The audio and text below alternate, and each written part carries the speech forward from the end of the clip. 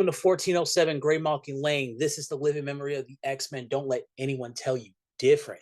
Okay, now it's time for our weekly AKPC with, like, hey, if you know what it means. Well, today we're just AK. Yeah. Yeah, right? Serious.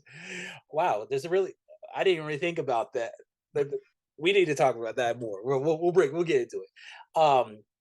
Got MJ, Master Jarl. You got me. We're talking X-Men. How are we feeling about X-Men this week, man? A lot. I just finished. I forgot I didn't read. Marauders was really boring this week, so I Really? stopped Okay. halfway through it, Uh-huh. and I forgot I didn't finish it, so I had to finish it just now. Okay. Um, Okay. All right. All right. So that's interesting because I really like it. I really liked it. Like it reminded me of another book. we didn't learn anything new, really. Yeah. Oh, I guess kind of. Like Marauders was better than Immortal X-Men. I guess that was really boring to me. Really? Okay. We're gonna have to. Okay. Which one do you want to talk about? Let's start with New Mutants. Let's get that one out of the way. All right. That was some good. I like that one. That was good. Yeah, I did. I liked it too. We had a conclusion. It wasn't man hating. We saw, yeah, it was a simple story. It was a rescue story. You find out, oh wait, it wasn't a rescue story. Yeah, it was more of a romance story, if anything. Right? Like, okay, with Warpath even said like, Gabby is a highly trained assassin, right? So she's fine. You can't treat her like she's a real little girl. No, she will kill. And she has. And it's okay if she dies. It's okay. For one, she doesn't feel pain. She feels zero pain. Yeah, so exactly. It's okay if she dies. And two, she get resurrected. Facts. So there's almost no flaw in her dying. You know what? What Akira was doing, I'm gonna go with it. I'm just like, it's a Japanese name. I'm with it. I don't really see the whole thing issue with Dakin, but you know what? To each their own. They're going this way. Let's go this way. With Akira and Warpath, Akira was trying to he was trying to do an overcorrection because from earlier when she last died, where she died, and I see where he's coming from, but it was he's like, no, she's my little sister. Like, bro, why do you care about her now? The part that didn't make sense to me was that it's never been explicitly said that Warpath was in charge. Right. I've never known. I knew Warpath was training all the kids. Right. I didn't realize that he was the official quote unquote leader of the New Mutants. He hasn't led a single New Mutant squad in any comic. No, he did in this run. Oh yeah. I mean, in this run, yeah, we saw him do that. He was training on the moon, and they all got attacked by that brood. Yeah, I knew he was training them. I just didn't realize he was technically in charge, at least in Dakin's mind or Akihiro's mind. See, the way I look at it, now that you mention it, it's more so he's being a teacher. You know what I mean? He's taking responsibility for the students. He's teaching them how to use their powers, how to offensive and defensive, and trying to teach them accountability. I get that. Okay,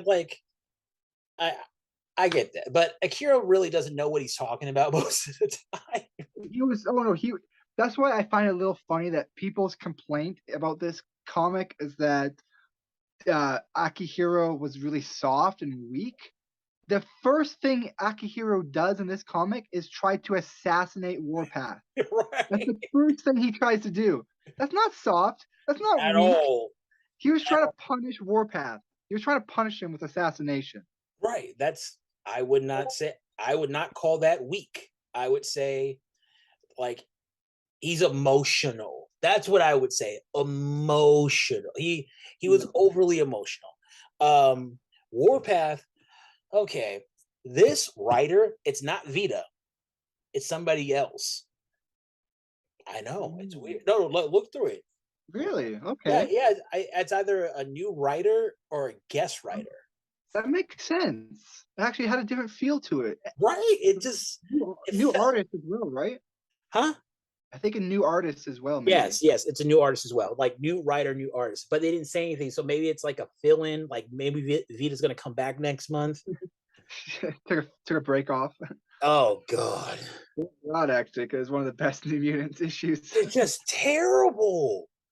Like no, it's just like we got 6 months of a discussion whether or not of them trying to like go back. Okay, I don't. Okay, they're trying to go back with all the old stuff that was established in House of X and make it seem like it was all Xavier's idea, like the no clones, kill, like the whole thing with the Shadow King, the whole and they questioned the amnesty thing, and then like they oh man, and oh god, that book's so bad. They One went thing out of their I way to find, show that Shadow King was wrong, but he wasn't really wrong. He was just a little paranoid, but Mhm, like they both weren't right. right. Like Well, the interesting thing about the Shadow King, it wasn't even the Shadow King. It was right, like right. an It was the echo. original host. Yeah, It was the echo of the Shadow King. The Shadow King that from our Arik's mutant power mimicked the Shadow King or something. right. Yeah. Mm. So and But also one thing I found a little lame in this issue was that Akihiro mentioned that they weren't even sure that Scout would be resurrected. You fucking knew for sure she was. There's other clones that maybe are in doubt if they'll get resurrected. It's Scout. It's Wolverine's daughter. yeah, There's that's his no doubt in anyone's mind she was getting no one on, even all her friends had no doubt. Like, right. No, because remember, well, are you talking about when she died the first time, or when yeah, Dakin wasn't even around. even Dakin wasn't scared that she I wouldn't gotta, be I gotta stop resurrected. saying that. I gotta stop Yeah. saying Dakin. It's Akira. Akira, no, he's an overcorrecting dick. Like I understand where he's coming from. He's coming from a place of love, but like, bro, get your head out of your ass. Like Wolverine should have been there, be like, she's an assassin, right? She can kill. She kills people just cause. I do kind of like the idea that Akihiro is taking on the responsibility of father figure for both him Mhm. and bit of X-23. Like Wolverine has not taken that on whatsoever. At So it's all. kind of like Akihiro randomly out of nowhere in this issue is taking that on. Right, exactly. I'm with that. I like, but she, would he do that with Laura though? I want to see how their relationship is going to be portrayed. Since coming out of the vault, I think he's probably been worried. Like he never thought he would lose his siblings before because Right, they have healing factors and right. resurrection. But then all of a sudden, X-23 was taken from him for like 3 months or something. It was a minute. It, but they were there for like hundreds of years. Yeah. That was weird. Side. Oh God, we're good. But I liked it. I love any chance to see Warpath. I'm with it. I just want to see him with his old X Force buddies. Like I just want to see him like hanging out with like Farrell or like just Absolutely. yeah I or love friendships. We oh need more friendships. It seems like everyone in the comics are either lovers, ex-lovers, or people want them rivals. to yeah people want them to be lovers. Like we never just see like hey you're my friend. We've Yeah. been through a lot together. Like Especially actually, especially girls and guy relationships. I want to see. Like, I want to see more friendships between guys and girls. yeah, It's not I, always sexual. you know what? I always thought that Kitty, I'm sorry, Kate Pride and Nightcrawler had a really good friend. You know what? Fuck that. I agree. I'm calling her what it is. Shadow Cat. Okay, she was Shadow Cat when I met her. Like no one said no. I'm not doing this. Shadow Cat was a great name. I don't understand why people. No, no. Didn't she go Actually, by? Didn't she go by Prestige at one point, or was no. that That was cheating? Rachel. That was Rachel That was Summers. Rachel. Prestige. Right. Right. Right. Okay, Right. no. Actually, here's what I'm going to say. Fuck Josh Whedon. He's the one who brought that old, she's Kitty Pride. And they're like, no, she's Shadow Cat. Yeah. Shadow Cat's a cool It name. is a cool name. No, like, just, all right. So Nightcrawler and Shadowcat have always had a really cool relationship. I Mhm. always thought, like big brother, little brother. I mean, little sister, and like, you know, hey, but yeah, you're right. We don't see enough spotlight on male female relationships, or even just friendships in general. Like Mhm. even Xavier and Magneto's friendship, like that, those displays. I don't know, like it makes me feel a little bad. Like I was like, oh, okay, those are friends. They're walking at the same time. They want each other to succeed. All I hear is Twitter like, they're gay for each other. Like they're Mhm. sleeping together. Like, oh, come on, really? This is the same thing. This is the same shit I had like back in the day during Lord of the Rings when everybody's like, "Oh, Frodo and Sam are totally doing it." Like, God, I hate the internet. It's Yeah, ignorance. everybody is shit. It's funny, but it's like ignorant. I wish we got a scene though of Xavier and Magneto playing chess together. Yes. I, I know that's a trope from the movies, but they should throw that into the comics. Oh yeah, oh, most definitely. I'm with that. I like seeing, but I also like seeing Xavier and Magneto's relationships with other people. Like I Mhm. would love to see how Magneto and Beast are right now, or Mhm. Xavier and like I don't know Exodus. One of Like the most human moments we got from Magneto in entire House of X was when he was reintroduced to Peepers. yeah, oh my god, that was so funny. Did it, I you're right. You're right about that. Like that was so. He was like, "Bro, bro." He I didn't was even know thinking, he was resurrected. He was like, "You've been resurrected, my like, friend." you're like my. He was like my dude. Like how you been? Oh man, I'm just out here, peeping this, doing that, working for Sword. Hey man, we gotta get a beer. The hell, yeah, we are. No, I love it. Yeah, you're absolutely right. I want to see Magneto. Hey, let's have bro time with his friends. Mhm. Like, The so symbol of the brotherhood, you know. the brother, you call it the bro, Yeah, the brohood of friendly mutants. right? The hood of bros. Oh wow, that okay. I'm with that. The hood of bros. Okay, so The brotherhood of former hood bros. right. Okay, so you didn't like Marauders. Well, it's not that I didn't like it. I just found it a little boring. Like, not much happens. It's just all a bunch of judgments. Like, at least in Immortal X-Men, I guess we got an awesome punch from Shaw. But in this Marauders, there was almost no combat. I get okay. I get all right, we'll get to Marauders in a minute. But like with New Mutants, I really like it kind of felt like they were just arguing the entire time. I wanted like I just kind of saw it like a movie. Like it's like this is all your fault. How is this my fault? I loved it though. It's like one of those old cop movies where you have two cops with entirely different personalities.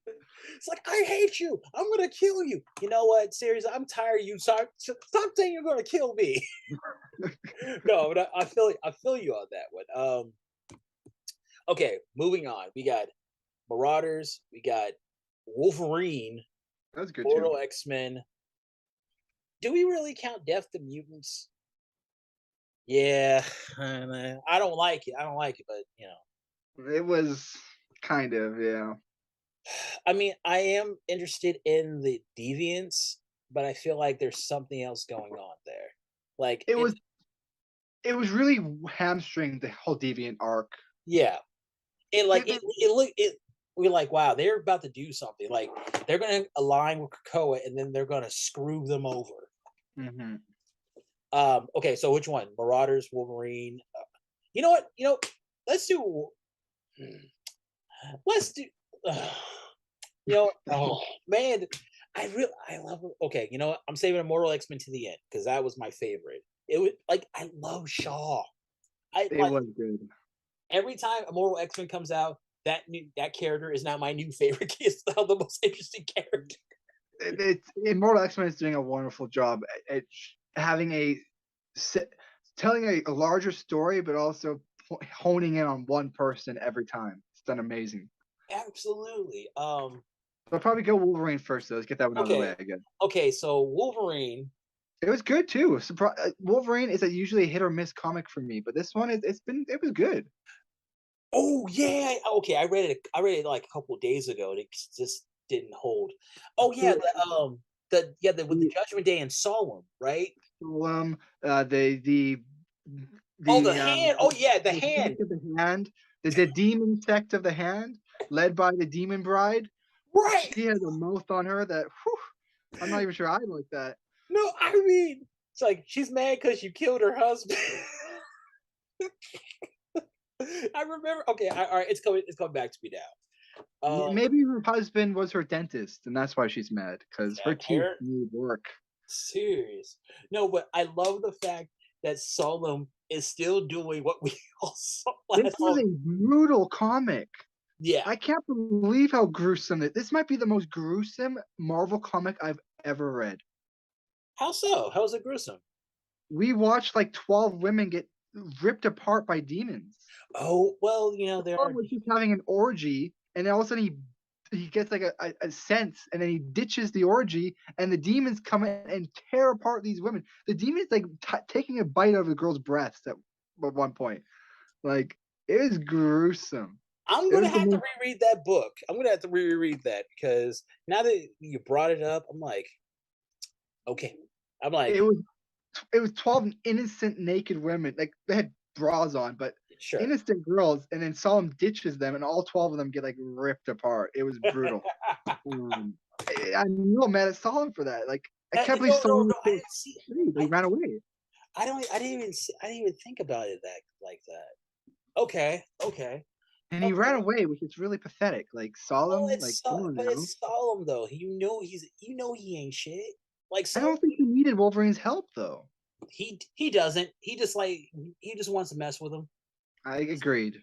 Just want to mess with him. I think I think he just took advantage of the situation to like team up with him. Oh, also we forgot he wants the swords. He But wants he wants Wolverine's sword for sure. yeah, he wants the sword that he lost. I'm talking about the other sword. Yeah, yeah. He wants two swords. Oh God, that's He rough. does though. He's a vicarious man. At one point, he kissed Wolverine on No. the nose. He's a hypersexually vicarious by man. Yeah. Oh no, but you're absolutely right. Um, he wants the Miramosa sword.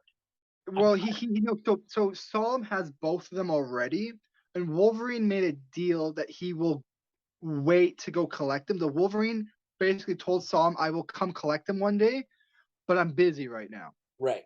Because he's basically because he has to save Moromosa, the Yeah. soulsmith. I believe to resurrect him, they need his souls or something like that. Yeah, Um, it was in the sword, but but I'm with it. Solemn agrees to give the swords to Wolverine in exchange for it's actually a really bad deal for Solemn. So Solemn has to not only give up the swords, but he has to agree to help kill a god in Oh exchange for Wolverine helping to kill a yeah. demon. Yeah, he's like, you help me kill the one above, I'll help you kill the one below. Oh yeah, okay, no, he wants help to kill the Hellbeat. No, okay, I see it now. I see. Okay. Solemn, like Wolverine tells Solemn, you help me kill this Eternal, this Celestial, I'll help you kill that Hell bitch below. I get it. The thing I didn't understand though is I think they're retconning the Muramursa blades to being able to kill Celestials, No, they or are. They're he's God. going up to the Grass Cutter blade. Oh, but I thought one was called God Killer though. God Killer and Grass Cutter. No. So the two Muramursa blades aren't connected to that. Grass Cutter and God Killer are two other blades from Ten of Swords event. Right. He has to go get one of those blades. I don't know why he has these blades right now, unless they're retconning these blades to be as powerful as Grass Cutter and God Killer. I think that I think They, there's they might be. They might be. You might be right. I might be wrong. no. These I'm blades gonna have might to be. reread it. I'm I done. know Grass Cutter is a really old blade in the lore, though, Right. and It is. Muramursa just made these blades just recently, and Grass Cutter's been around for a long time. So I'm Yeah. not sure that one's related, but I know Grass Cutter and God Killer can cut Celestials. So I'm I okay. don't know. I don't know what they're doing. But it seems like the hand, the bride of the hand, is also decided to kill the Celestial.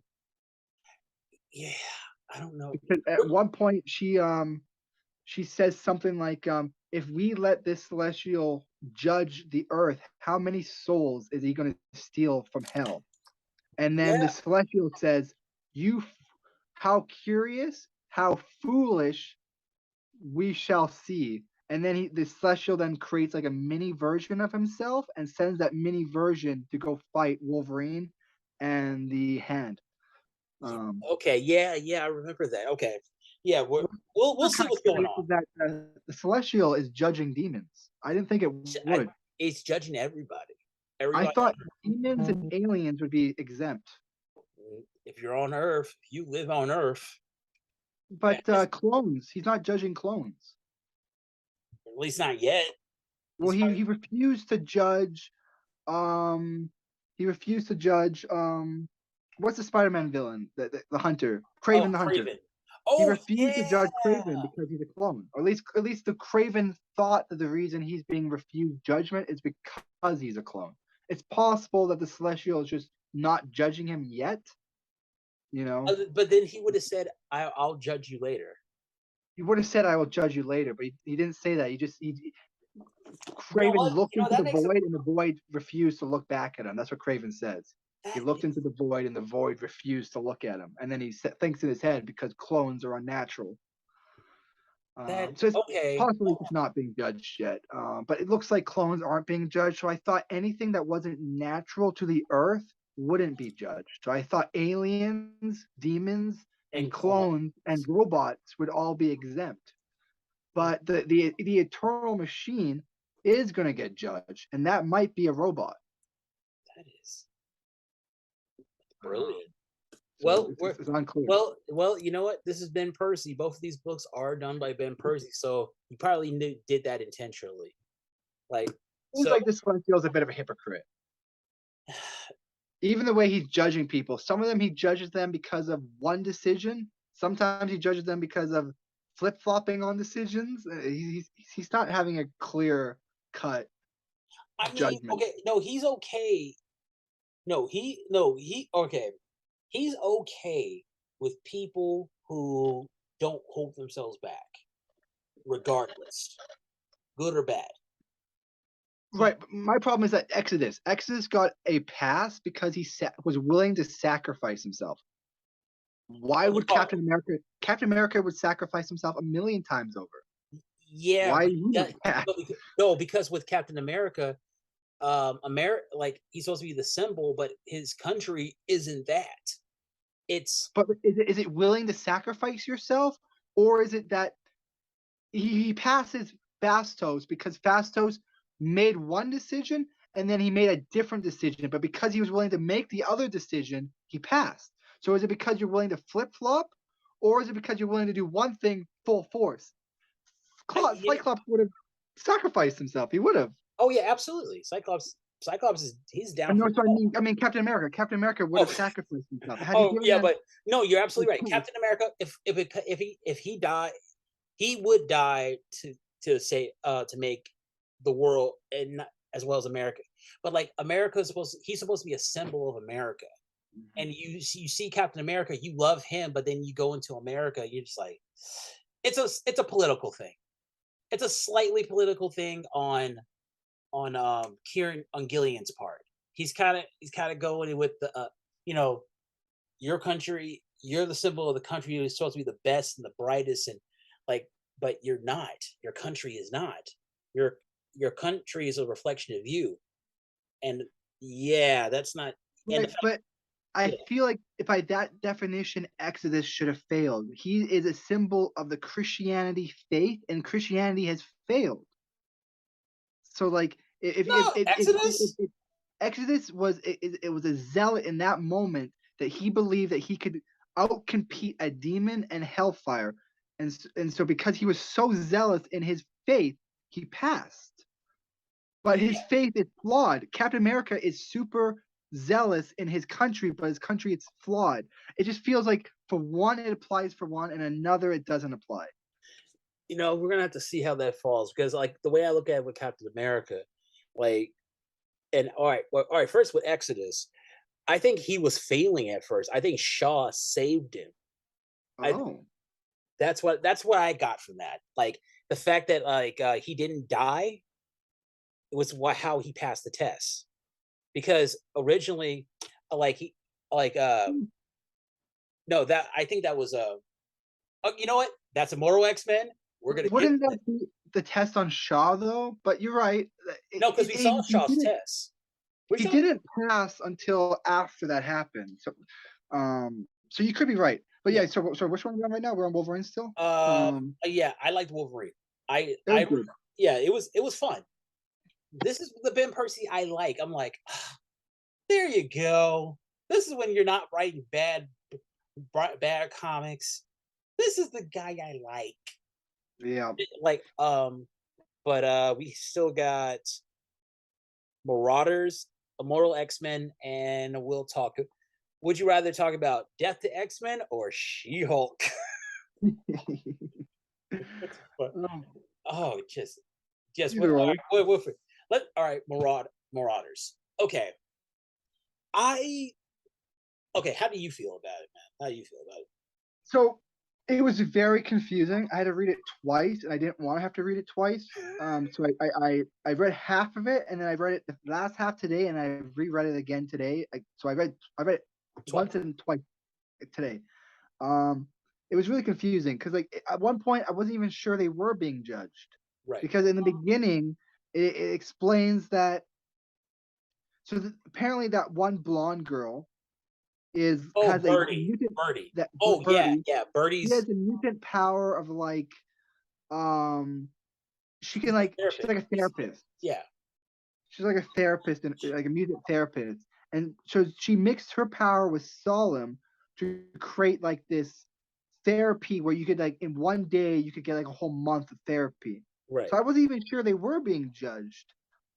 Oh It no, no, seems like no, she no, no, was no. They weren't being reliving their judged. judgment. No, no, no, no, no, no. They weren't being judged. They're Okay. reliving their judgments, No, no, no, no. They're not being judged by the Celestial at all. They were just dealing with all their old issues.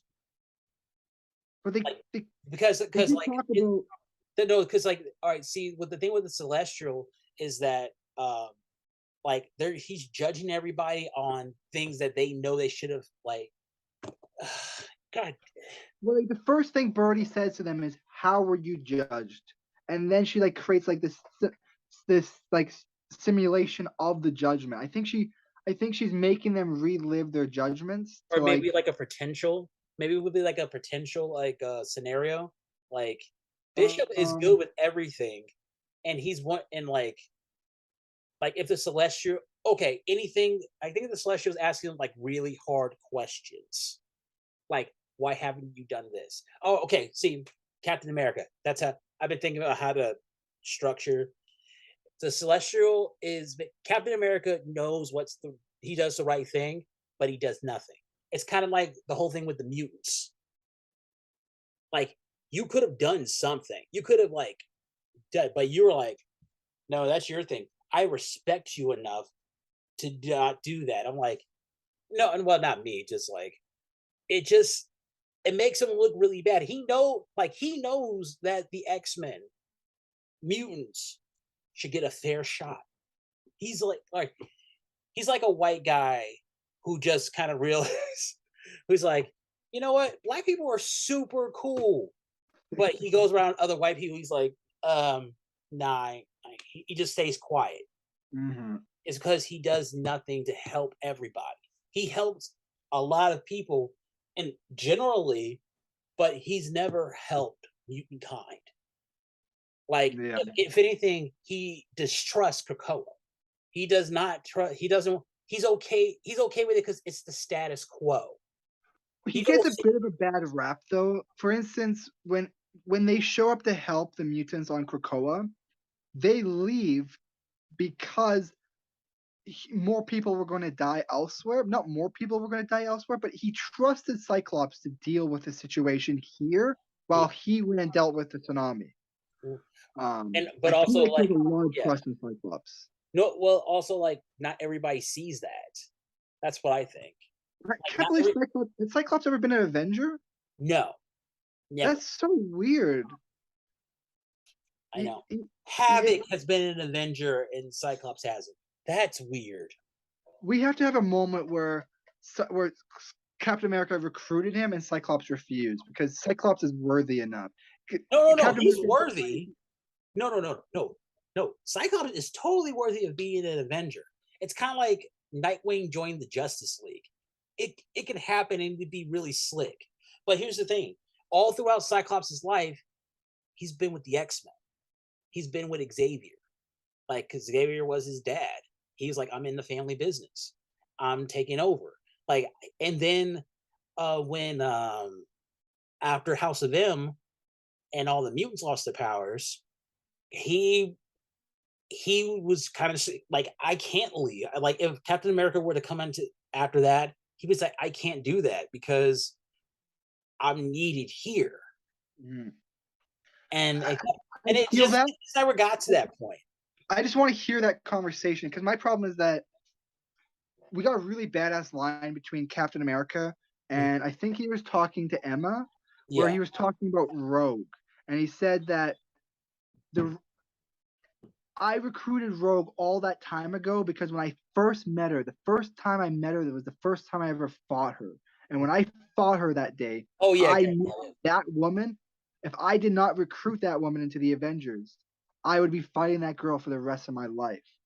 And I want a moment like that with Cyclops, where he's like, Cyclops has to be like my second age, my number two type guy of the mutants, like my Yeah. Avengers He's my guy. guy. Yeah. Because if he's not my ally, he's going to be my enemy for all my days, and I don't want any other. I don't want he would be the worst enemy to have. Type. Oh, I could see that. Okay, I could see he could have thought that any time. Kids like man, I would. Yeah, like I'm sure he looked at the X-Men and was like, okay, I gotta keep an eye out. That guy, that one, that one. Oh, I definitely need to get him on the Avengers at some point.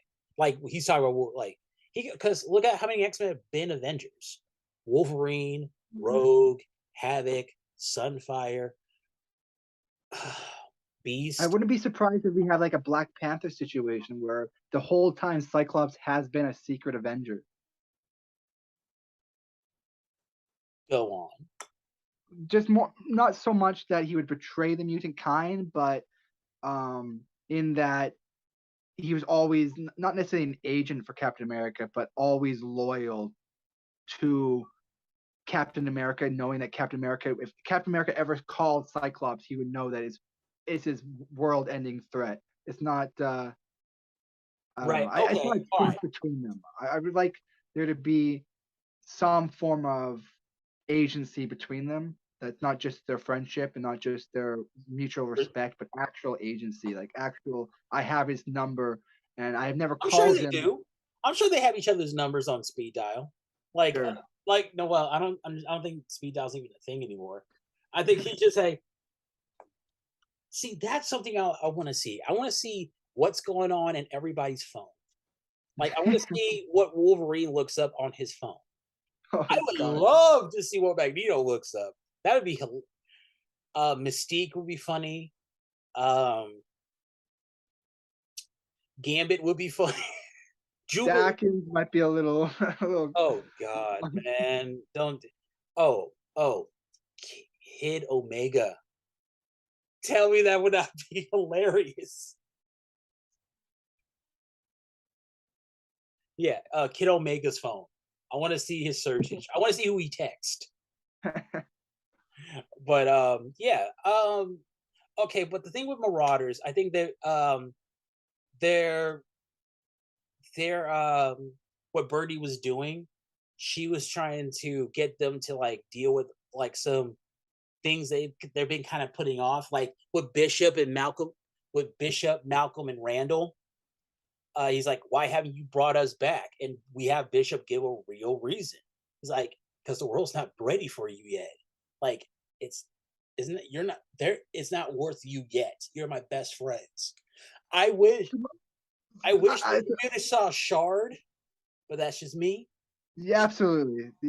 For sure. It implies that there could be more. I Yeah. don't think those are the only two people he wants to bring back. Oh yeah, definitely. Um, Everybody else uh, like, oh wait, he can bring back his parents. it's been revealed that you can resurrect anyone based off just memory. That's how they resurrected Shaw's wife. Right. They resurrected her entirely based off memory, with no genetics. They didn't have her blood at all. They resurrected her based off entirely off memory. So just Well, they Bishop's can. alone, he could resurrect anyone he knows. So theoretically, we can bring back mutants such as like Nightcrawler's daughter with the Scarlet Witch. We can Mm-hmm. bring back oh, we can bring back Shard. We can bring back It seems like they're retconning 2099 yeah. into being the timeline of Bishop. I think That's Bishop's in interesting. 2099, Well, we and didn't really know what year Bishop was too. It seemed like it was like 80 years in the future. that would line up to about 2099. No, it'd be like 20 years before. Like because Um, Bishop was like 80 years in the future in the early 90s. There I, that I was, say I say 2099 because Cable in that time period wasn't his. He wasn't the most. He wasn't at his most powerful yet. So I think Cable in 2099 is only like 20 years old, and so Bishop is actually older than Cable at that period. oh, That time period then goes to even more shit. Bishop then goes back in time. Cable is left in that time period, and then Cable becomes the only time travel from beyond 2099. oh my. They call Cable the second in command because even apparently Cerebra is higher ranking than Cable in 2099. In Cerebra's email, Cerebra sends an email to Kitty Pryde, and in Right. the email she says, "My second in command, Cable." So Cable is not at his. It's not the number one yet, and I can't imagine that old man Cable is not number one. Right. So Okay. young Okay. man I see what Cable. you mean. And I think Bishop is before Cable because Bishop is still from a time where there's some civilization. Cable seems to be from a time where there's no civilization. So Right. I think Okay. Bishop is right before. I think Bishop's time leads into Cable's time. Okay. Okay. That's my head canon. No. That makes sense, but we're like we have to figure out how it works because apparently, Steven Orlando he's he's jumping in with this new character. Well, not a new character. It's a reintroduction of an old character. And I'm at gonna this be point, we can have anyone brought in from 2099. That's probably where that devil guy, the horns and the red dude. oh Crimson Hellfire or something. Yeah. I think this is now confirmation that he's from 2099 too. I think he's come back in time himself. Because how else does Cerebro get back in time? We don't know yet how she came back in time. Maybe Tempo did it. We don't know exactly how she went back in time, but however that happened, a couple other people probably got back in time. Um, and so we can get more people too, like Bishop's team and whatnot. We can get more stuff from that time period. Oh, you Um, know what? Absolutely. Like okay. There was this back in X Factor bit in the 90s. There was this group called the XUE, Xavier's Underground Enforcers. So okay. their whole thing was um they basically were Bishop's um original mission, like what Bishop's was doing. Like he went back in time. He didn't do it intentionally. He did it just because he was chasing somebody. Their thing was they went back in time intentionally, making sure things don't end up all bad. So like it was basically Bishop, but like they had some, I'll send you some stuff about it. The oh man, XU. We need more Bishop time travel stuff because that's one Yeah. of the most. Oh yes, At this absolutely. point, at this point, it seems like he just adopted this time period and he has no intention to ever going back to his original time period. Right. Well, well. Would he really be his Pete with his time though? Like Well, he would want to change it entirely, And I could kind of see him wanting to stay in this time period to ensure he's born in the future, even if he changes the future. Whatnot, he might want to make sure his mom still cures and all that. So I could see him wanting to stay in the past. But it doesn't seem like he's affecting the future in any dramatic ways. He has no alternative plans going on. He's not filling anyone else in on the future. Right. Okay. Okay. I think he's because you know how they always say in science fiction, go back in time, you affect everything else. So here's what I think he's doing. I think he's trying to make sure he gets born. Like he has some knowledge of things of what happened back in that led up to his future, but like I still think he doesn't really know. I think he's just kind of like he's piecing it together, and whatever comes out, he's like, "Oh snap! I know. Okay, we gotta stop this." Well, it's Like, changed. It's changed a lot. Every one of Moira's timelines, it had probably a different result into his time period. He was oh, probably absolutely. born in 2099 in every single one of Moira's timelines, but every one of those chaotic apocalyptic timelines was probably different. Wait, what if Bishop is from one of Moira's previous timelines? It could be. I do feel like they're retconning it to be he is from this current 2099 timeline. I think Right, that's right, right. but But like the way, but like think about it, the way his powers, the way what happened, like time only goes one direction, and it just like and it kept on resetting. That doesn't like, but while it's going on, you know, what if somebody from the future, like, all right, let's just say there's a where didn't die, or maybe Bishop is from that one timeline where she went all the way and saw the end. So what if Bishop went back in time, like in that one, and that protected him from Moira's reset?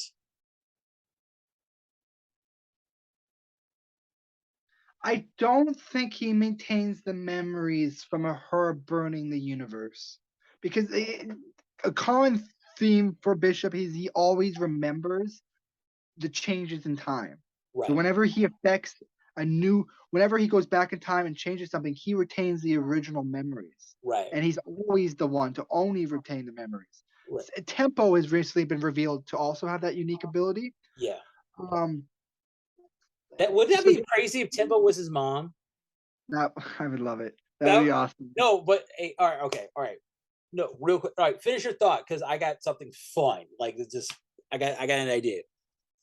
So they would have to find a way where Bishop is working behind the scenes against Moira this whole time. Because if he's maintaining these memories, he knows that she's the greatest threat.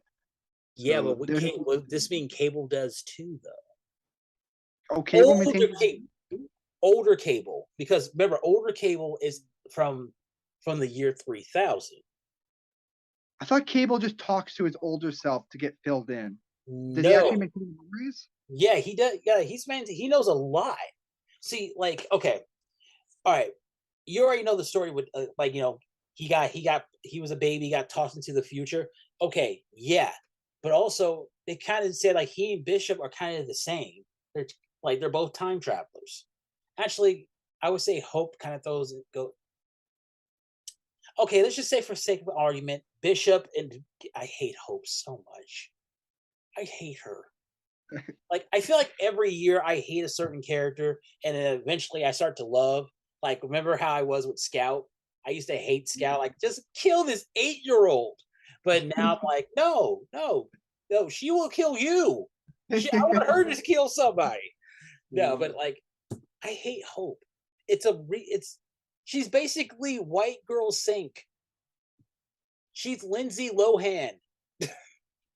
Oh wow. Oh wow, she's Lindsay Lohan. They definitely want her to be more important than she is. She's not the Messiah. She's never going to be the Messiah. So No, that whole no, I plot mean, could be. but I will say she was the first mutant born from M after M Day. She was I don't even important. know if that's true. I mean, There's mutants older than her. no, no, She's no, not the no, no, no, oldest no, no, no, child. no, no, no, no, no, no, no, no. Last mutant born, the first mutant born since the when mutants lost all their powers. No, but Because I don't even know if that's true because I've seen young mutants that are older than her that would not have maintained their power. So like when they rescue a mutant from Russia, there was mutants that were like older than her who would not have maintained their power, so they would have to been born before. I don't even know if she's the first mutant born. okay, You okay, know? all right. Here, all right. Here's the thing. With Xavier, he, he was checking to make sure that, okay, now we know what we know.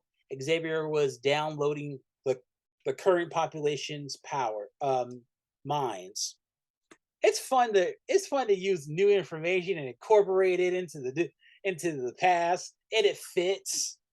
So anytime Xavier went into Cerebro, he was downloading the minds of everybody. Which, if you think about it, is really kind of smart. Mhm. Because if you're an X-Men, you're not sure if everybody's gonna make it back, you know, when you become whatever. The So trusting Sinister part, not so smart, but well, the, the no, trusting Sinister is dumb. That's like I think smoking crack is more smarter than trusting Sinister. I'm surprised he hasn't tainted the five. I don't understand how that's not a thing. Everybody hates Sinister. That's the thing.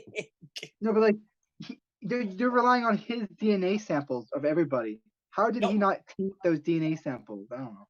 it benefits him. Like you're Like right. because like the whole thing with Sinister, he wants to basically he's a human basically he's a weird type of gardener. He likes, okay, I got these mutants, I can make these mutants. Like he wants like oh my he wants oh god, he Well, sucks.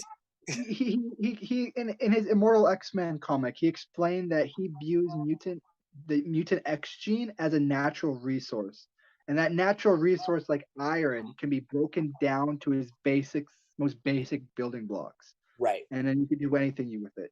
So he's yeah, I don't know He wants to see what he could do with it. Like he like I mean Krakoa or getting his DNA, get all the mutant stuff, mutant DNA stuff. That's all up his alley. He wants to control everything. I just want to be there when he first learned of Moira because I did a whole reread because I got a big argument with a guy on Comics Explained Discord. The guy was he wouldn't believe me when I was talking about Sinister, Uh-huh. and so I had to go back and find a bunch of panels and whatnot. And Mr. Sinister apparently he was his plan was chimeras Yeah. and something else that he's not revealing. But then he put all of it on hold when Hmm. he learned of Moira. As soon as he learned of Moira's gift, he was just obsessed with that mutant gift, Right. and he's been obsessed with it ever since. He'll eventually go back to chimeras. He said. He said, "I'll eventually go back to chimeras." That was really interesting. That's what he said. He said it Yeah. was really interesting studies. I'll go back to it eventually, but right now he's obsessed with Moira's gift. Oh, okay. Yeah, because he wants to. Well, I think with that, he wants to control the future. He wants to make the best future that benefits him. Mhm. And Moira, Well, he's perfecting her. He's perfecting her gift. He's made save files. He's yes, found a way to tweak her ability by cloning he her is a in certain. gamer. He, Xavier Sinister is a gamer. He yeah, wants. He's trying to pretty, customize the game to fit his. Oh God, he's such a dick. That just makes him more of a dick. I do find it really interesting though. He can't survive Judgment Day. Of course not. He, Sinister. he he tried 26 times to make it past Judgment Day. He's not survived it once. I mean, you know what? I want to say, yay! It, Because it does add a little more intensity to it though. Like it means that Earth has failed 26 times. Um, the Celestial deemed more people guilty than good 26 times and killed everybody, including Sinister. And Sinister has a heart bomb connected to his heart. And when Sinister dies, his facility blows up and kills his clones. So then it resets the time for him. That is So if Sinister dies, it resets the time. So it's implied that either he died in Judgment Day by an Eternal, or something, or at the end of Judgment Day, the Celestial just kills everybody. heavy. He can't survive Judgment Day, which is interesting, I think. Well, I mean, because Sinister is a horrible person. It's like, Very smart though, and the fact that he this is the 27th time, and so it seems like his attempt to kill the Celestial, this is like his 10th time trying to kill it, and every time it's failed. So when he was smiling to when they plotted to kill the Celestial and it turned out to not be real, and he was probably smiling because he knew it wasn't real, because he's already done this before. No. And I it think he didn't wanted to work. test something. What if he wanted to test, like, I want to see what would happen if this happens. Because that if anything happens, there's a backup Sinister, and Mhm. but also he's okay. We gotta get that. You know what? Let's get into that's Immortal X-Men talk. Let's get into Immortal X-Men. Damn it, let's go. There is what. Oh yeah, Because you don't. oh yeah, no Marauders. Okay, so Birdie wanted the Marauders to deal with their own issues, so they could pass.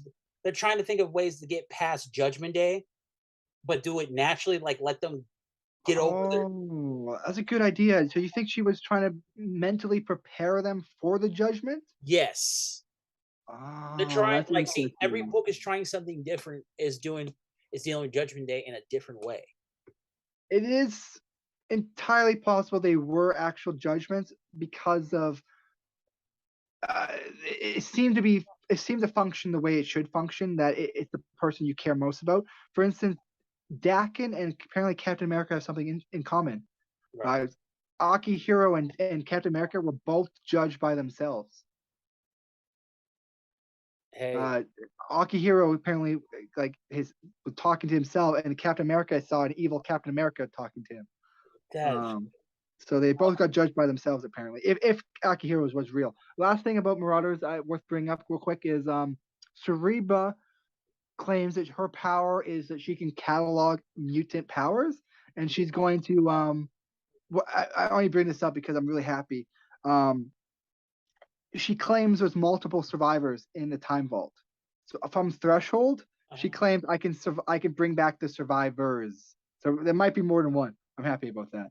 okay. Oh yeah. All right. I'm in. I like Marauders. Like, I mean, like, with the exception of Legion of X, sorry, Legion of Ass. God, that book sucks. No, but like, I like all the X books. You know how brutal it'll be if they go inside so they're trying to break into the astral plane to free everybody stuck in there? Yeah. What if they're all dead? What if Uranus killed them all? Now, that would be badass. It's just a fucking wasteland in there, and they're all dead, and Uranus killed them all in that 2 minutes he was in there. Uranus is a dick. That might be the case.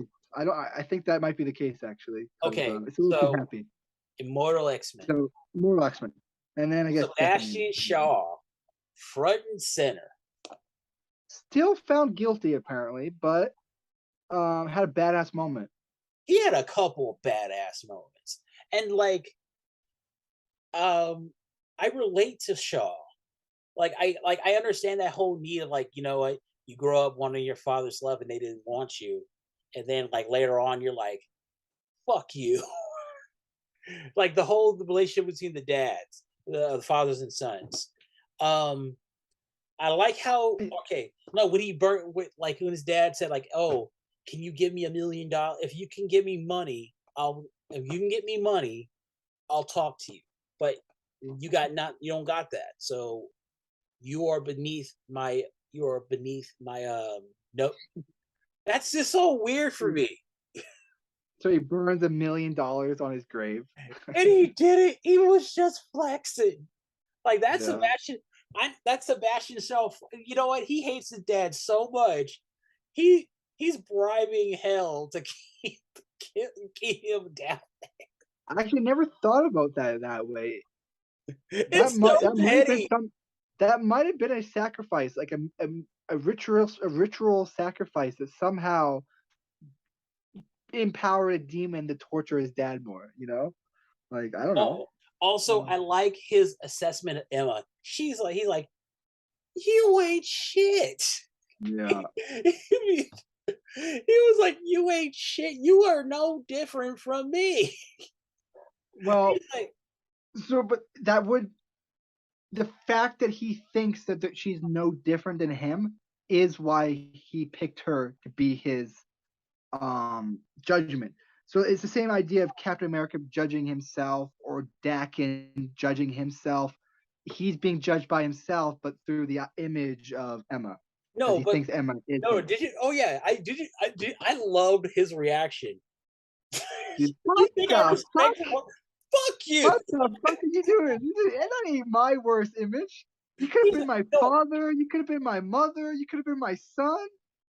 You chose her. Hilarious. It was hilarious. No, he was like, I die for mine. No, seriously. I loved how he did that. He's like, when I die, I'm dying with some fine liquor and a fatty in my pocket. I'm like, I imagine that's a way to go out. Know what you're doing. What's up, Cory? Jeannie, really quickly, McElroy, did you induce MJ to practice God Save the King? Because he has a new monarch now. Ha ha! You got a monarch, but your old monarch died. So good job. God save the king. Yeah. Hey, no, but I don't get yeah, she died. Okay, people die. This bitch was a million years old. She was a time around the dinosaurs. Yeah, she was 96. 96. Yeah. Apparently, it's going to cost like a couple $1 million to replace all the queen images with kings. Well, yeah, because they have to change all the seals on all the all your government buildings have to get new signs. Okay, I'm sorry. I'm saying, fuck Queen Elizabeth. She got Diana killed. We know she did it. Like Diana was pregnant, man. She was pregnant.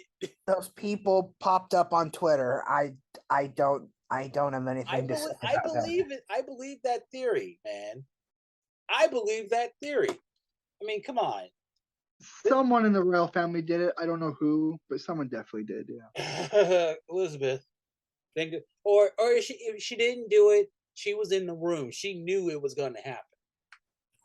I feel like if it was Elizabeth, she would not have supported Meghan Markle joining the family. Because Meghan is like 10 times worse than Diana ever was. But Diana would have loved her. And Meghan is still alive, at least for now. I mean, you know what? Maybe she thought if I would kill Meghan, it would bring too much heat. Like people will start to realize, okay, no. Why are we talking about that bitch dying? Back to Immortal X-Men.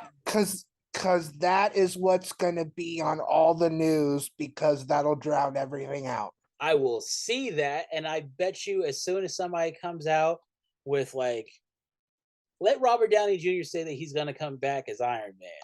People are like, all right, she dead. Iron Man.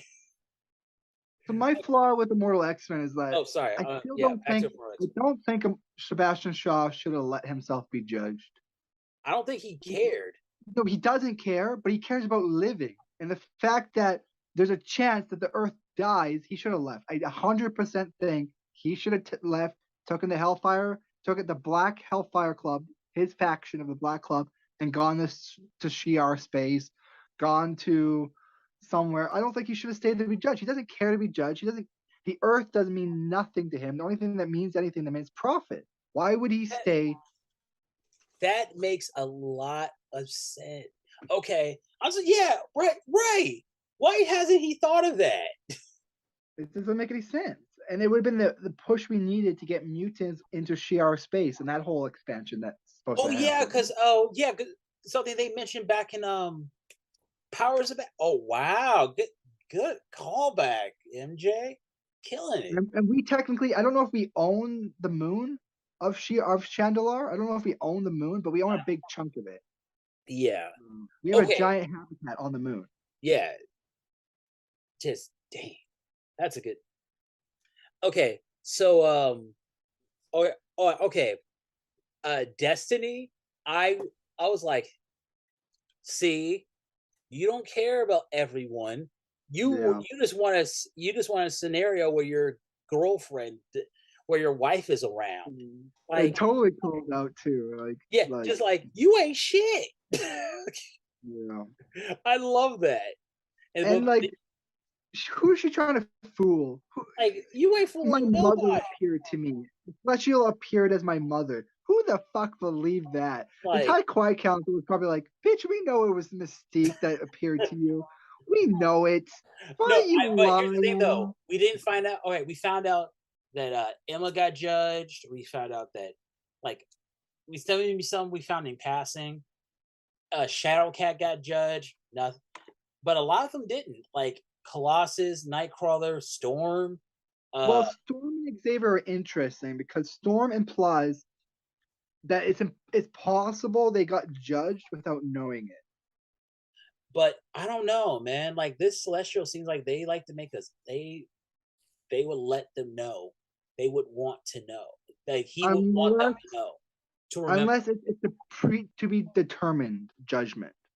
Like so basically it's judging you on like ghosts you have in your past or like resentments or like well, like if you're not the best you could be.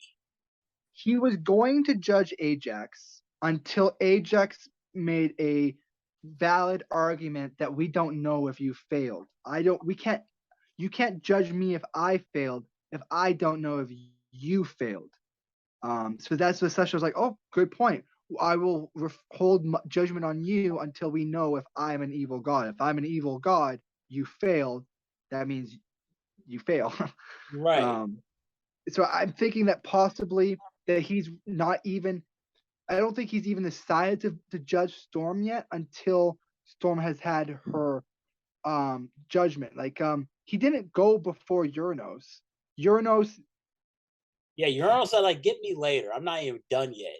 Like Uranos big numbers. Uranos spoke to himself, which the Celestial probably heard and decided to not judge him yet. But at the same time, he did not appear to Uranos yet. He did not stand in front of Uranos and say, I'm judging you, and then Uranos says, don't judge me yet. That's not how it happened. Uranos spoke to himself, and the Celestial maybe heard that and said, okay, fine, I will wait to judge you. Yeah, he's watching everybody. He's watching everybody. Actually, you know what? Maybe, damn, that whole thing with Shaw, like, why hasn't he gone to the Shi'ar space? Maybe it doesn't really matter where you are. It's true. The fact that you can be judged on Mars, that's not the Earth. It's just no. We gotta remember. We gotta remember. Like, what happened on Mars? That was an attack, and what they did with the Celestial, that was them trying to refigure everything. So you can't really count. I mean, they happen at the same time, but like they're two different. Yeah, they're two like. It's too soon to say that the Iraqis are going to get judged. Stalin is going to get judged because he's on Earth, but you're right. We don't know for sure Mars. And remember, they're saying on Earth. Like, Storm. Yeah. Actually, you might be right about that. Actually, you know what? No, forget my question. Shaw will be able to. He'll be okay if he left Earth. Storm, though, implied that while she was fighting on Mars, she doesn't know if she was judged. So it is a little bit open still. I will say most likely. I wouldn't say most likely. I say I lean towards only people on Earth are going to get judged. But I would find it weird if Mars is exempt. I would find that very weird. Well, I mean, like the celestial is the celestial of Earth. It's not of the universe. Like it would need a reason. Like, because like here's the thing: there's no celestial on Mars. He's the god of all of us. I don't know if he's the god. Well, I mean, like he's the guy. Well, yeah, he's the guy. He's uh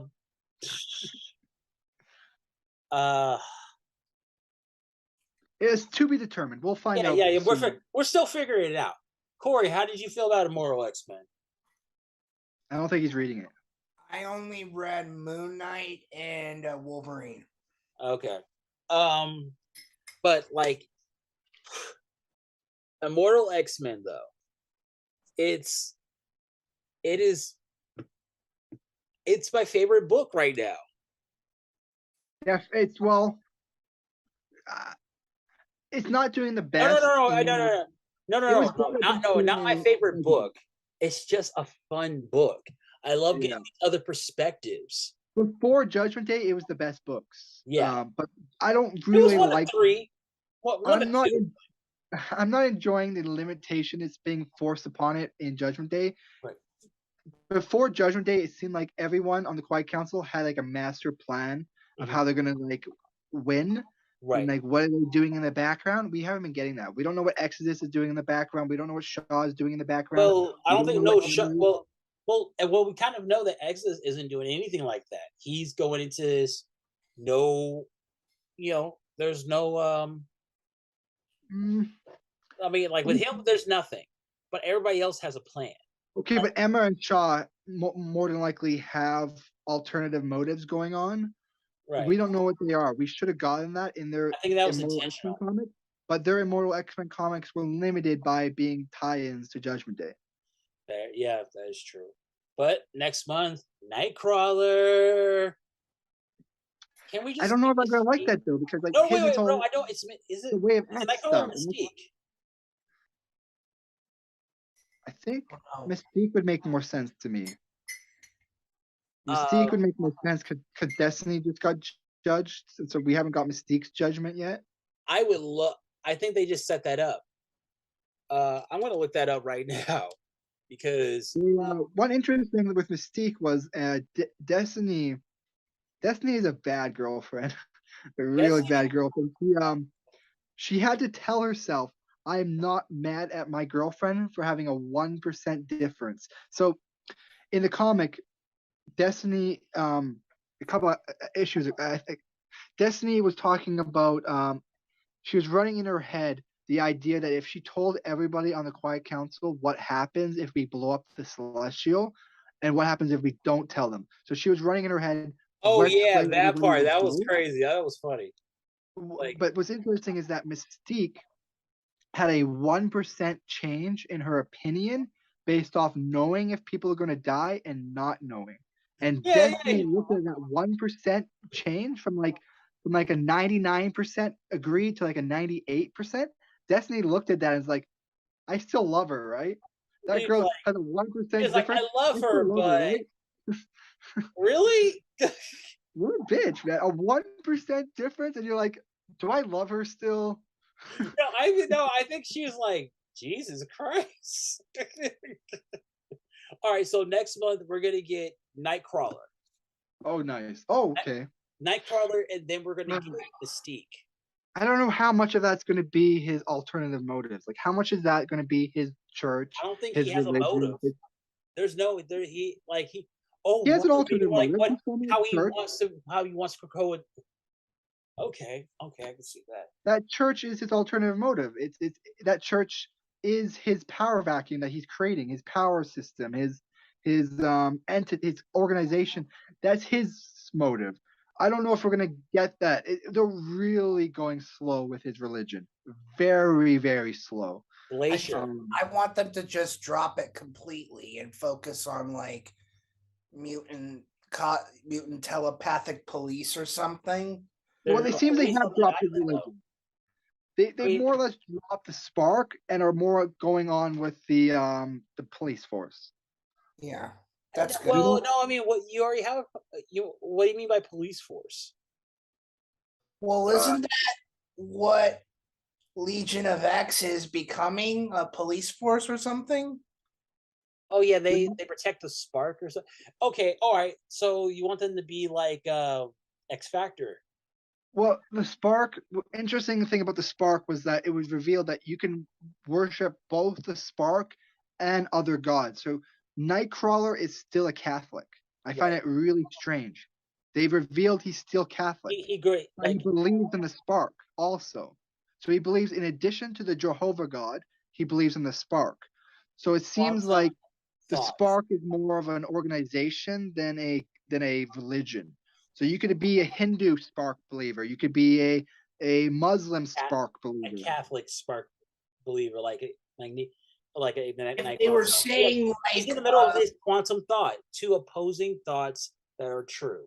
Like if they specified it like a mutant philosophy, like a mutant motivational speaking program, maybe, then I could maybe, chew it and swallow it. But it's just the whole mutant religion and,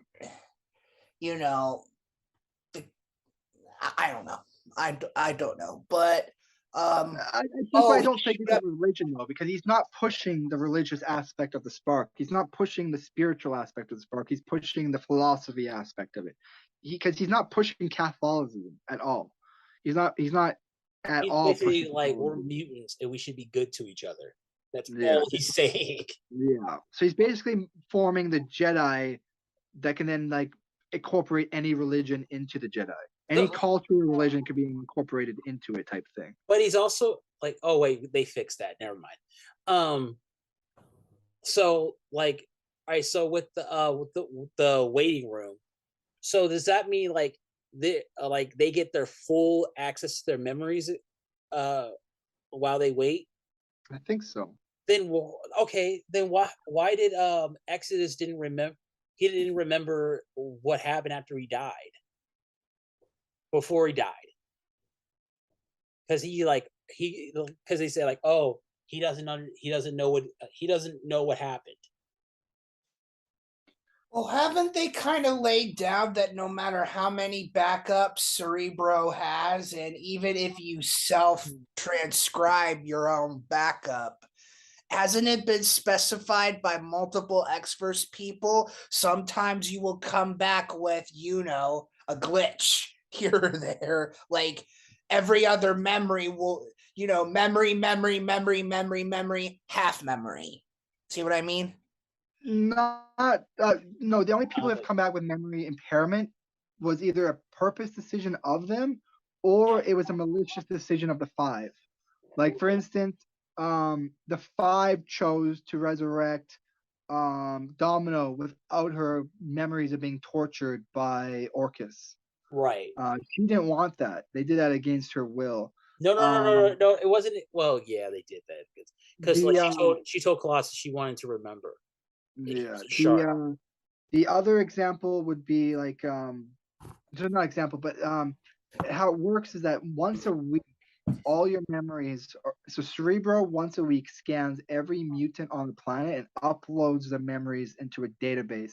That database is now stored. One of the databases is now stored in the astral plane. Right. And I don't think you have a one-for-one memory upon death into the astral plane. It's still that once a week upload.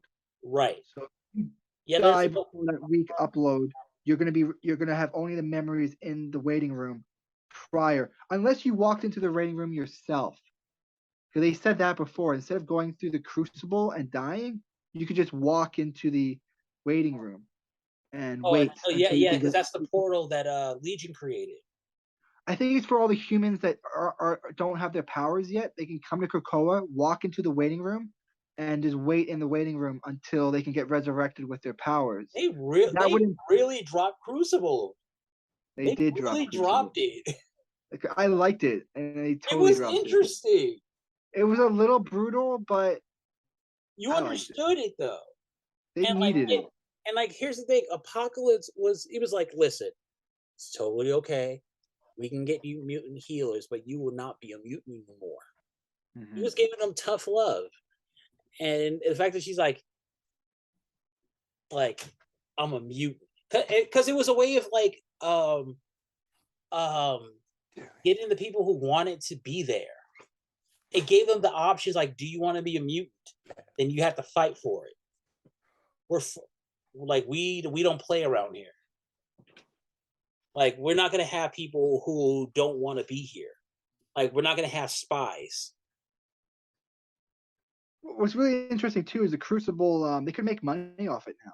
They could make a lot of money off Crucible. So the mutants own Mojoverse. The Mojoverse has like trillions and trillions of subscribers watching people fight and do random shit. So they could hold like Crucible matches in Mojoverse and make a shit ton of money. Oh, hey, don't let Mojo find out. They can play them off like WWE. Mojo Jojo? No. So how we liking it? Like, I enjoyed it. Like, Sebastian Shaw is that dude. Like, he is such a but it like, was great. No, he's like, you think I respect Frost? Fuck that bitch.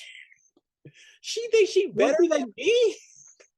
And also the thing about it was, she wasn't. Can Sebastian actually walk through Hellfire? I mean, his powers, like, it just makes him stronger. I thought it was kinetic energy. If he got punched in the face, he could absorb that kinetic energy and like release it into like a beam of energy. No. He can use it as strength. He takes any kind of pain and makes it into a strength. I think that's the metaphor of his powers. So even on fire, like even burning his skin, he absorbs that like energy and like heals. Yeah, because it's bringing him pain. And plus he's walking, so it's making him stronger.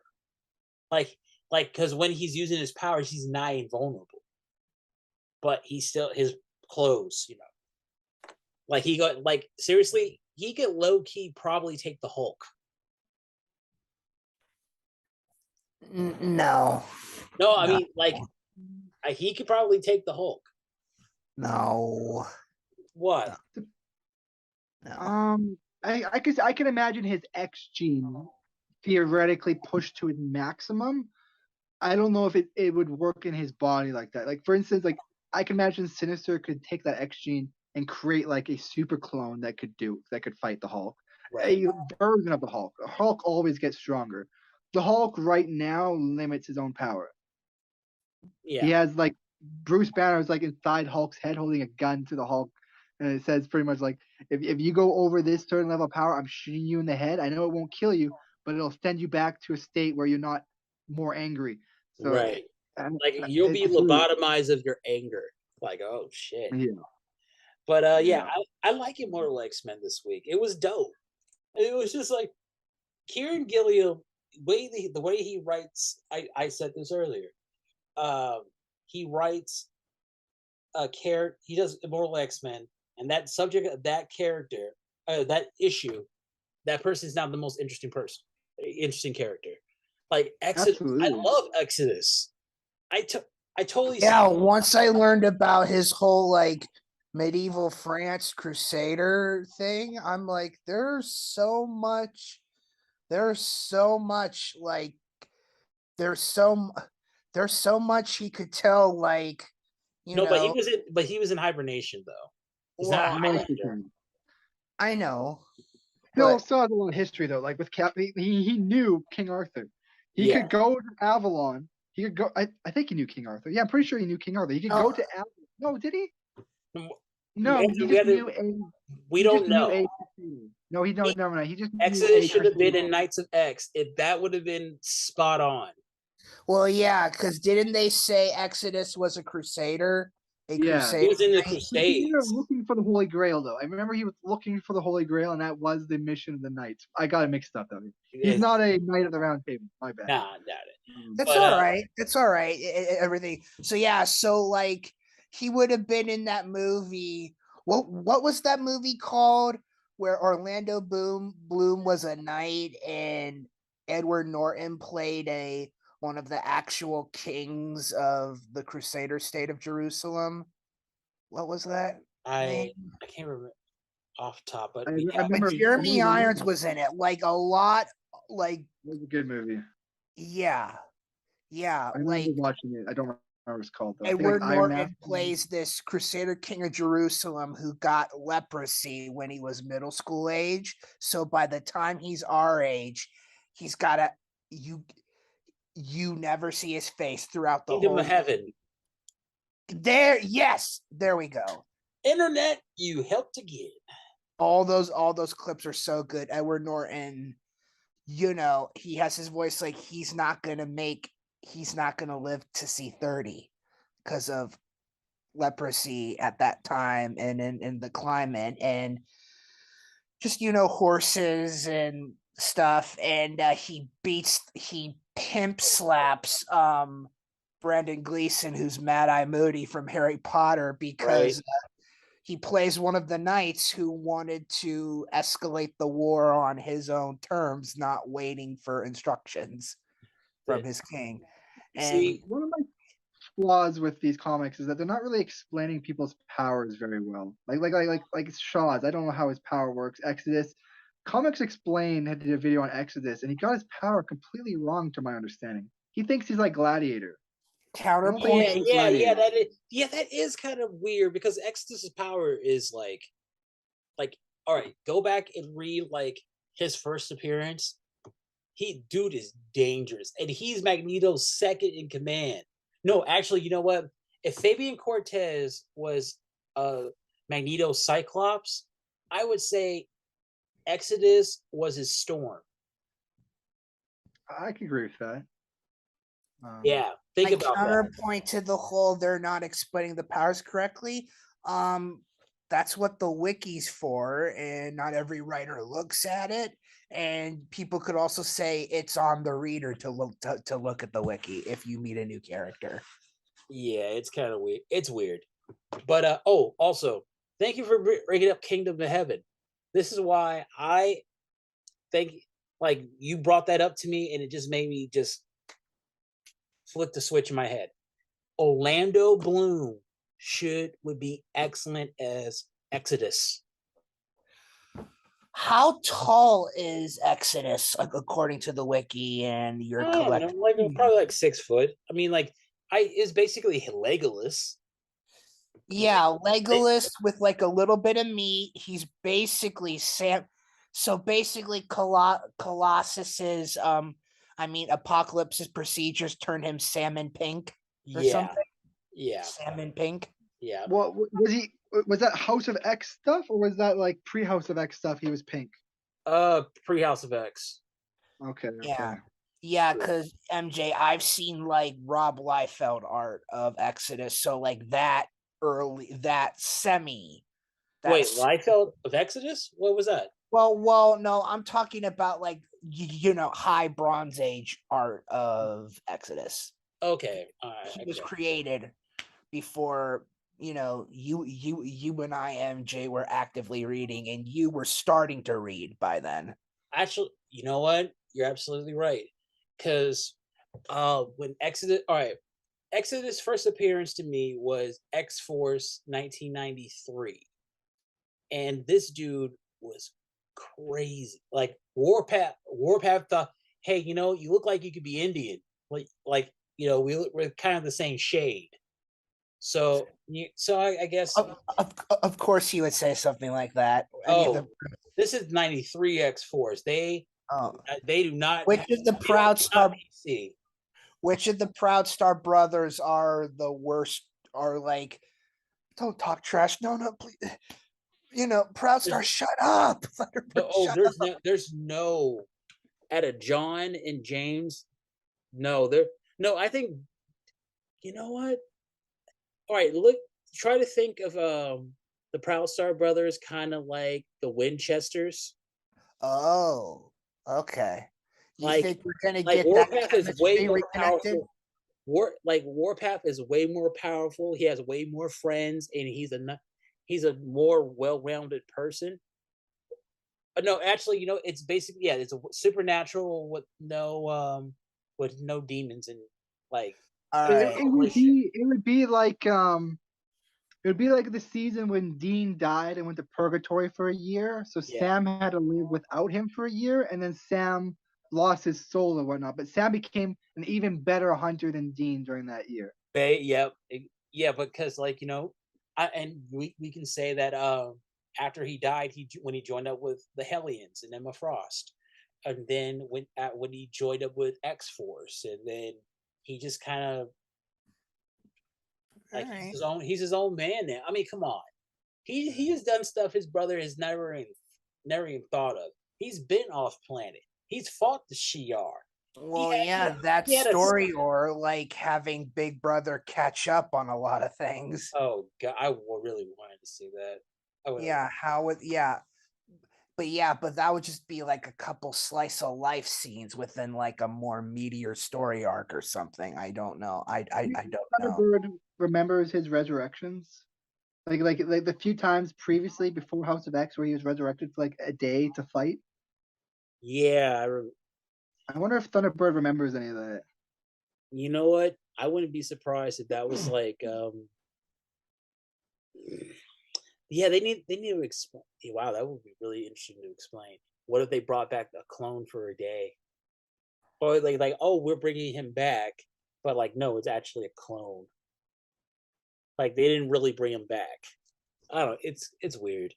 No, but yeah, okay, so next week we got what do we have next? We have we have a Judgment Day, right? I think we got a couple. Let's look it up. All right. I have on my for Marvel for me What's on up? the 14th, Daredevil 3, Venom 10, Judgment Day 4, X-Men Red 6, Obi-Wan 5, Iron Man 23, Captain Marvel 41, Star Wars Bounty Hunters 27, Savage Avengers 5, Midnight Suns 1. Midnight Suns are getting a book. Oh yeah, I heard about that. Okay. Actually, I got this book earlier this week. You just reminded me. She-Hulk, the one that came out a couple days ago. It is a very charming book. Yes, the look of the book is great. Ms. Jennifer looks It's like, amazing. like, my dear, you're a knockout. Fantastic. No. Just everything about the art style, like. Well, yeah, Like yeah. and the writing, like I like Jen. I'm like, yeah, she's just dope. the first arc was a little slow. Issue 6 of the next arc, we get a X-verse announcement tying into She-Hulk. Oh no, we did. Oh, like this one had Nightcrawler. Yes. So, Nightcrawler. I read it. It's great. Nightcrawler asks on behalf of his government, "Will you be the government lawyer for?" I mean, it's kind of weird because seeing as they already have a lawyer, but they can use like another. You can't never have too many lawyers. Well, yeah, and my thought. I was about to drop the book, and I was like, "Okay, now we have some gasoline." Right. Here. I just like also I like the whole thing, like eating cake in fancy dresses. I'm like, that's adorable. But Jennifer just seems to me like a character who'd be like, look, I got some money to copy one. Janet let me borrow one of her dresses. I'm wearing this until she asks for it back because I look damn good in it. No, it's just fun. But MJ, you get a chance, read She-Hulk. It's nice. It's breezy. Like it's not Judgment. Not too much talking. I don't like reading too much. Oh, in the comic. Damn. Jennifer's. I won't read it. It's not a Judgment Day tie-in. No. That's fine. I just don't like too much reading. Yeah, but I'll take a look at it. I'll probably end up skipping a lot of the conversations going on. There's not a lot that happens. It's like there's little stuff that happens, but to the larger narrative. Which it was really nice to read after reading Death to the Mutants, because I cannot. I don't care. Yeah, I don't care till Death to the Mutants. Like it's racist. Like, so MJ, I would actually say if that is your reading concerns, I would almost advise you to skip the first trade paperback because it's all Jennifer reconnecting with this old character I met called Jack of Hearts. Yeah. Oh And God. I'm like, okay, Rainbow Rowell's doing some reestablishing continuity to keep Bill's people happy or something, or Bill's generation of Otherwise, you're gonna say, "Damn, writers don't read old stuff." or Ribbity, ribbity. I want to talk to him now. I want to talk to Bill. But then in like issue 6, I'm like, okay, Ms. Round, now you're revealing why you brought him back. It's good. It's good. Speaking of, I saw the word of mouth for the new She-Hulk episode in some of those clips. No, I'm not. We're not talking about that. Yeah. Okay. All right. Another comic that's coming out is Midnight Sun. Yeah, Midnight Suns. Like It flowers and has suns. an interesting synapse. It says, the rise of the Midnight Suns, a dark prophecy, apocalyptic new villain with horrifying powers, the like of which the Earth has never seen before. Bullshit. Yeah. Apparently, the Midnight Sun ordained a team. Never faced the villain. So I don't know. Let me repeat. The villain with horrifying powers like the Earth has never faced before. So that villain ordains a team of Midnight Suns to rise up and tear shit up. That team is Magic, Wolverine, Blade, Ghost Rider, and someone called Nico.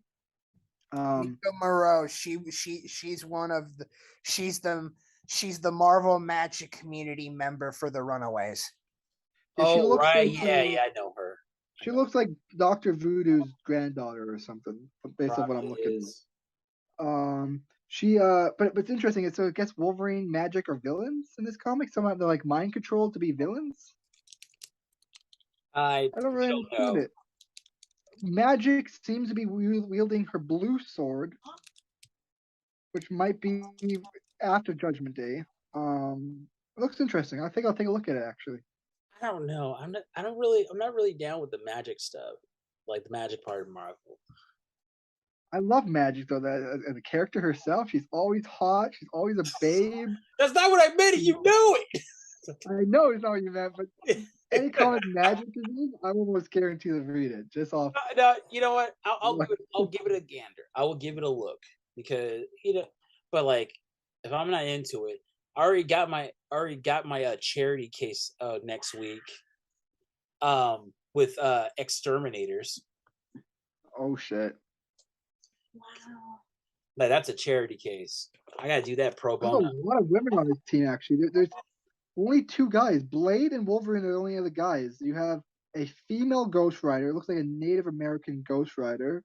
Yeah, that's Kashula. She was one of the Sorcerer Supreme in the Sorcerer Supreme lineage for Marvel, and she was also a Ghost Rider for a little bit. Oh wait, I'm sorry. That's not. Oh well, Midnight Suns is not coming in for like another couple weeks. Oh, I'm looking at mine. I got Judgment Day, X-Men Red, and X-Men 92. Okay, for you judge me. X-Men Red, excited for. Yeah, I'm really excited for X-Men Red. That's the one where Storm's gonna get judged. Bet you anything. But X-Men 92 is really fun. It's fun. Like they're doing the Krakoa era so much better. They are poking a little too much fun at some of the stuff I like in Krakoa. Like Ten Swords. Yeah. Not just that. Even Arakoa being on Asteroid M is a little weird. Right, like, yeah. Like okay, yeah, I get that. I totally understand that. But like they're trying, you know what? I understand. Like why couldn't they do Mars? Like it seems like it's confirming that Arakko is not staying on Mars for long. That's the only thing that's confirmed to me. That's why I'm a little worried that more mutants died on Arakko than I think died on Arakko. Because even in this last couple issues, they talk about massive deaths on Mars. 20,000 people out of 1 million isn't really massive amount of death. And Storm looked way too calm to have like 90% of her people killed. She looked way too calm. I think. Well, Storm always keeps herself Sure, poised. she wants everybody. I don't know. It should be a little. She should be in like the Mohawk Storm, not fucking Queen Storm. No, Queen Storm. But hey, but guys, think about this. And the next 6 months, we're gonna get for Immortal X, we're gonna get Nightcrawler, Mystique, Storm, Shadowcat, Colossus, and Xavier. That Xavier, I'm all right. I think Xavier is going to be the last one to get a spotlight book. Hopefully, and it should be one of the most important ones. What do you guys think? Good. Like Colossus, I see Colossus. We're gonna get Colossus like December.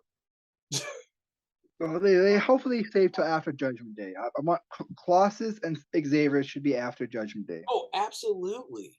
I just want to see Mystique's. I really want to see, like, we know we're going to see her get judged. I want to see what I just wonder who's going to be one of the manipulators that we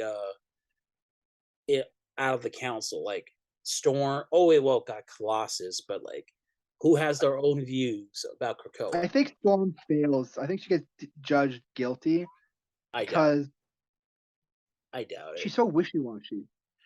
Well, one moment she wants to be a queen, she never embraces that. One moment she wants to be a goddess, she never embraces that. She was never a goddess. She called herself a goddess and she never fully embraced it. She could have embraced the identity of being a goddess, but she never embraced it. She just would randomly call herself a goddess, but she never fully embraced the identity of acting like a goddess. Right. She's never fully embraced the identity of being a queen. So like, I feel like her personality is wishy-washy, okay. And that's because of the writers. The writers keep putting her back the way they found her. Right. Isn't that what you're supposed to do? Set the character back to 0 and pass it on to the next captain? No, you got to add on. Maybe, but that's why she'll be found guilty, though, because she hasn't succeeded at anything. She hasn't embraced a personality type. She hasn't embraced a ruling type. Right now, she's trying to find a balance between being a queen and being a benevolent council member. A council member. She doesn't know what that looks like yet, though. She's still trying to find that identity. So because she hasn't found it, she can't even claim that she's embracing that identity because she doesn't know what that identity is yet. At first, she thought she could be on the Great Ring of Araco and still be immortal. It took like 4 months later for her to be like, okay, actually, maybe I should give up being immortal. And so I don't know. She's really wishy-washy. Yeah. I think she's going to be found guilty. I would love to see that. I really want to see this. I want to see. Guilty is not a bad thing, though. In fact, being guilty might be a good thing. It means she's. Yeah. It means that a genocidal god doesn't like you, and that might be a good thing. Not being liked by a genocidal god might be a good thing. No, like I want to see Colossus, like see his struggle, because like really this whole thing with him with the Russians and like him being controlled by the Crown, that's gonna come to a head soon. Well, same with Sinister. The fact that this Celestial knows the fate. The Celestial in Wolverine comics says, I know your fates. I can see your fates. So that would imply that he would know that Sinister is fucking with the time stream. That would imply that he knows Colossus is being manipulated by reality warping. Right. But he might deem Colossus a failure because he can't. He's saying, I can't judge you. I can't judge you because you're being manipulated. Oh, yeah. Oh, my. Okay. Like Judgment Day would be cool if we got not Colossus instead of Nightcrawler. That, man. Hire us, Marvel. We know how to put things together. Like, I swear, the way they deal with this is it pisses me off again. I'm gonna, yeah. Marvel shouldn't hire me though. If Marvel hired me, they would have cat girls. Oh my. And everywhere. You have cat girls in Atlantis. You'd have cat girls on Camelot. You'd have cat girls on the moon with the Inhumans. Oh god. And I'll need to find a new hobby because I don't want to spend money on that junk.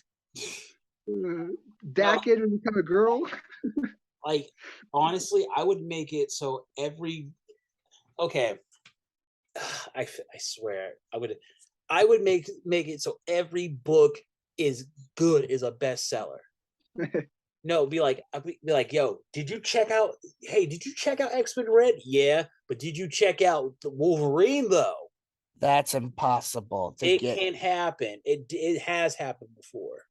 Not even the whole bullpen Jim Shooter had could get consistent bestsellers. It has happened before, and you know what? I'm just gonna go ahead and say it. X-Men about 20 years ago, because it had X-Men, it had Extreme X-Men written by Chris Claremont, who just came out and he was killing it. New X-Men, Grant Morrison, legendary now. We had Ultimate X-Men. But it was the start of the Ultimate line by Mark Millar. And guys, go get a chance, read those books. Like, I don't want to. No. In particular, for Ultimate X-Men, read Return to Weapon X. I swear, you're gonna see those 6 issues and think, this is the movie. This is the movie. It has everything. Only thing, like, everything can be good. Obviously. Like, even Wolverine surprisingly had the best comic one week a long time ago. Yeah, he did. You remember that first comic of when we went back in time? We were all like, "Fuck, that was an amazing comic." Totally ruined the last couple issues of that comic, but that first one was fantastic. Oh, yeah. I just don't know if they could have done an Excalibur comic that you guys would have liked. You know? I know. I mean, or you know what? Okay, here's the thing. With Excalibur, you had the you gotta to reestablish who they are. What is their purpose? Because it just seemed like they were X-Men and Avalon, but they didn't want to be called the X. Are you the Guardians of England? Are you the Guardians of English Mutants? Are you the Guardian of Camelot Mutants? I don't know. Pick a struggle and pick an idea and go with it. If in fact, you are, there is no Captain Britain on our planet right now. Our Captain Britain is waging a crusade across the multiverse. So that means she abandoned our world. That is crazy. I forgot about that. She abandoned our world for a bunch of other worlds. And at some point, she's going to have to come back because we need a Captain Britain for our world. Well, we wouldn't need one if the planet is gone. She'll come back like, oh, snap, this is crazy. You're so Jamie! And she'll go to her brother. Jamie, what happened to Earth? Oh, yeah, it blew up. Can you recreate it? Ugh. Fine. Gives birth to a planet this time. Or they just hop into another reality where, like, they do a Rick and Morty where they hop into a reality where everybody on her side died, but the Earth was okay. Go to Rachel's reality. Right. This is the new 616. What? Mind wipes everyone to forget Universe 616 Part B. Rebooted. No, but man, man, just like Knights of X, no. Like Legion of X, if they just get off all that Xavier bashing. Like, it's a philosophy, but like it's a philosophy I just don't understand what about it is so great. Like, I just don't get it. Yeah, we don't know enough about the Spark to really fully grasp the concept of it yet. For Xavier, yeah, I don't know what they're doing with him. Like, cause yeah, I would want him to have relationships with his children, or not. Well, we saw that though. Have that be a established thing. But we saw that though. With the daughter, I mean yes, Legion though. Yes. It seems like they're just like, I don't know, they're tippy-toeing around either not being father and son, being father and son, and just hate each other or whatnot. I don't need him to be like taking Legion out to go play baseball, but I would like them to have a civil relationship. Hey, my stance on Legion stands. Right, but that's not the context that the comic wants us to think. Like, you would have to retcon that to be that Legion never considered him to be his father and Xavier never considered him to be his son. The comic wants us to think that they consider each other to be that. You can be father and son and not like each other. Yeah. I want you to be civil. I don't want every time Legion sees Xavier to have him throw a dirty dig at him. Yeah, exactly. Like, Legion okay. And see, this is all right. Here's another collection to go back and read. Legion Quest.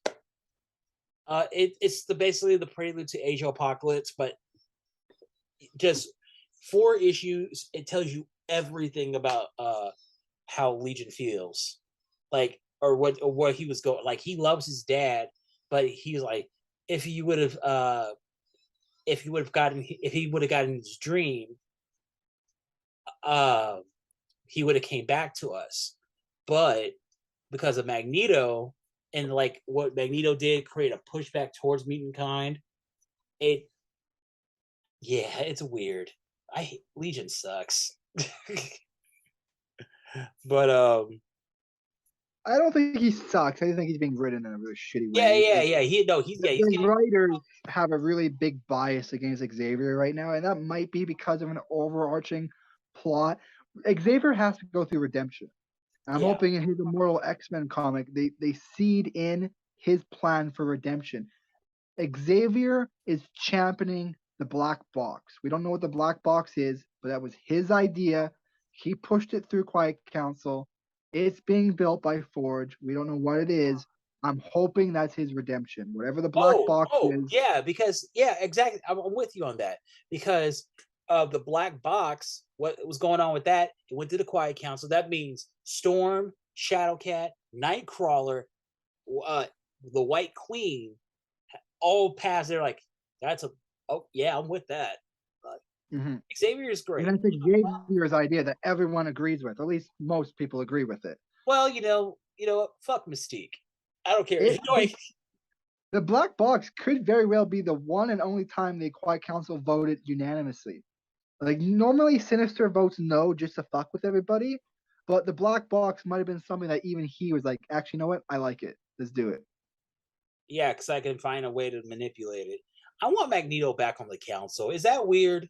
Magneto is a citizen of Mars now, and he needs to get chest surgery to fix that injustice-sized hole in his chest. He's the perfect ruler for Arakko, but he also was badass on the Quiet Council. He was a badass. Yeah, he would. Ever notice when they would draw him, like with his cape, he kind of. They made it look like he would make it like a Roman senator's toga or something. I never saw that, but he's a man who could pull. He's a man who could pull. He was wearing purple one issue, and that was very Praetorian Guard. Well, his purple and red orange, that's his standard color scheme. And red orange? Well, the purple, like his classic outfit. Oh, the purple and red. Yeah. It seems like white is his. I feel like white is what people see him in the movies, and so they've been making white to be his generic appearance. Because in the movies, that white look is dope, though. You can't tell me that, like that white. A little white powery though. That he's trippy, bro. Like Magneto doesn't have a bad look. All you need is a pointed hat and the KKK joke. Magneto was a badass, and he shaved his head bald. and he didn't need to. He just did it because he wanted. He just wanted to change his look. Like shows Xavier what an actual attractive bald man looks like. Hey, see this? I look good. See Magneto. Magneto's great. Magneto was great. But okay. Wrapping up. It was an okay week for X-Men. What do you guys think? It was great. We could have gotten some more big reveals. Like, I always expect a Judgment Day comic book to be big, but didn't really get anything big. I am liking the Judgments. I have more faith that the Celestial is not corrupted. He's doing it at he's coming into this with the best intentions. Some of the judgments the Celestial made, even I could be like, no, that's actually fairly fair. That's a fair stance. Just man, Cory, how do you feel? I only read Wolverine, and you know how the Celestial screwed with Wolverine for a bit, and I'll read all of Judgment Day when it's all bottled. Fair enough. That's what I'm doing with I'm basically doing that with Dark Crisis too, because I'm just like, I don't have the courage to see the next Crisis, which happened way. Death Metal and Dark Crisis are just too close together for me, and I'm like, okay, so now you're not happy with how Death Metal set everything up, reset everything, and now you want to reset everything again. Okay, all right, fair enough. All right, so this Master Jarl, Cory, I'm 1407. We'll see you soon.